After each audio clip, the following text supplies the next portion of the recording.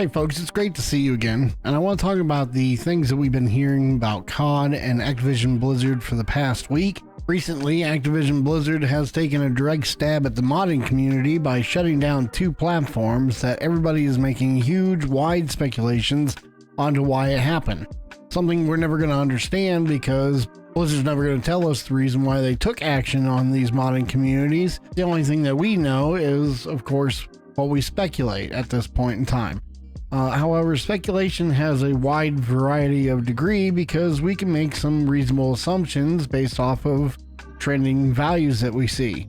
Before we get started here, if you guys like the content, make sure you hit the subscription button and hit the bell notification to know when I put up a new video. This video is going to be a little bit different than the others because it's going to be an opinion piece in which I'm going to render an opinion at the end of it based on the actions and correlated data that we've been seeing from Activision Blizzard lately. Most of it's going to be related to money. Of course, they're a multi-billion-dollar company and they tend to stick to the model that we've had since the 90s, which is if you want a new title, you're going to have to buy the new title, and that's how they rinse, repeat their money making. I'm not really a fan of this model, but what choice do we have really? Well, we have a lot of options that content creators have been telling you guys about for years, but nobody wants to do, which is to stop giving them your fucking money.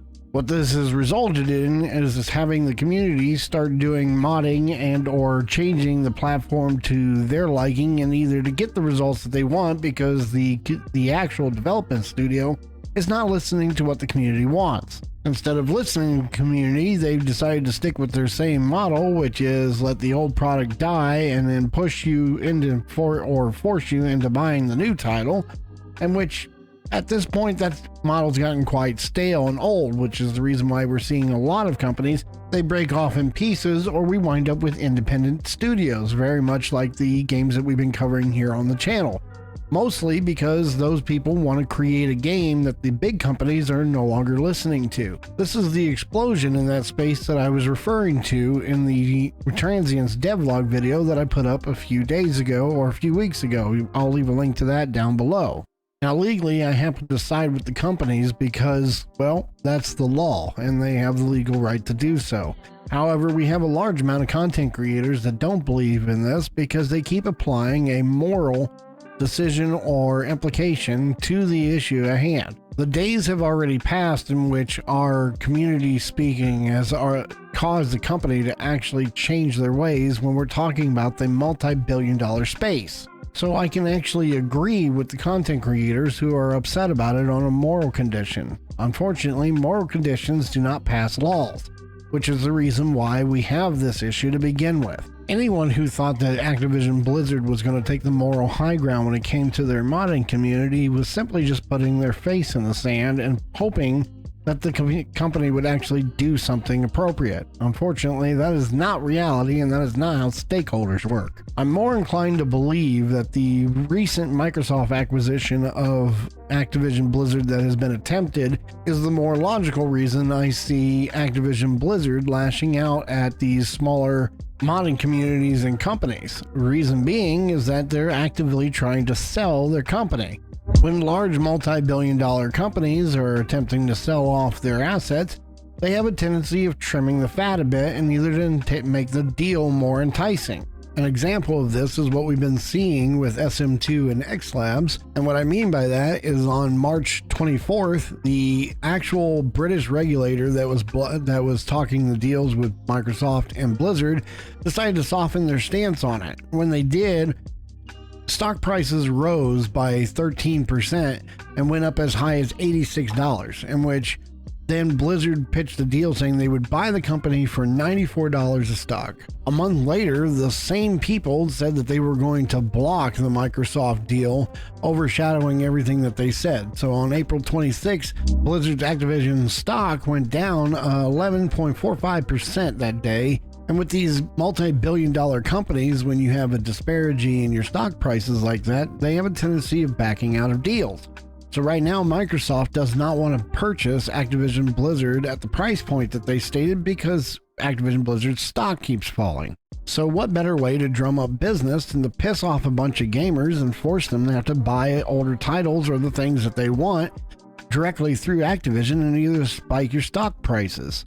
Now, of course, this is all speculation, but it seems a little too weird to me that this acquisition is going on, and then Blizzard lashes out at the two development companies that are making mods for their games. And directly after they did the cease and desist on those two companies, the stock price rose again on the company by another 5%. On top of that, they fired 10,000 people from the company in either to affect their bottom line to make the company look more profitable. So once again, we go back to the fact that this is all pure speculation, just like all the other content creators and how they feel about the company in itself. But the reality is that obviously, because they are trying to sell off their company, moral values have gone out the fucking window. Since then, we have always stated as content creators that you really should not be giving these people your money. I have a difference of opinion on it, in which I think you still shouldn't give them your money, but I think you shouldn't give them their money to allow content creators to do their job. Since these particular companies are no longer doing quality assurance or having moral values in the decisions that they make, then allow content creators to look at your favorite titles. Look to your favorite content creators to take a look at the title first and give you an opinion before you give them your money. It's really not worth the extra incentives that they've been giving us in either to make it yourself in the game early because you happen to pre-purchase it. So at this point in time, instead of just saying don't give them your money, I would say don't give them your money until there have been solid reviews on the game itself.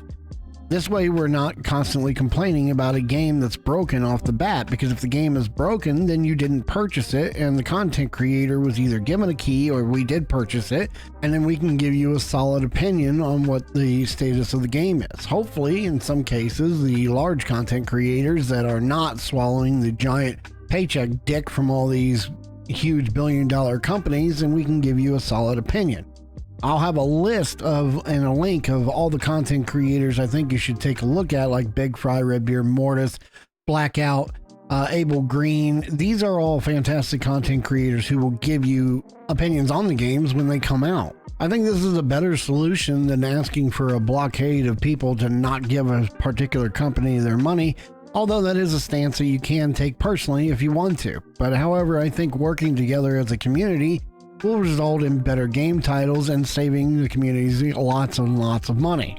So at the end of the day, what is my stance on this? Well, my stance is that legally the companies have the right to do this to modding communities that don't have permissions from the original IP to even use the assets.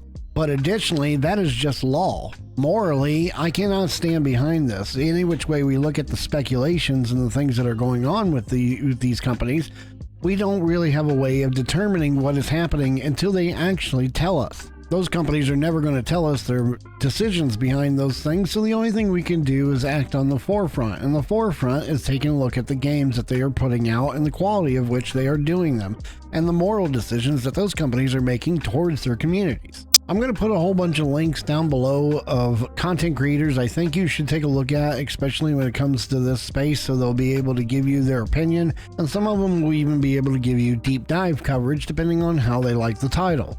In today's world with content creation, a good number of people look towards their favorite creators before they even purchase a title.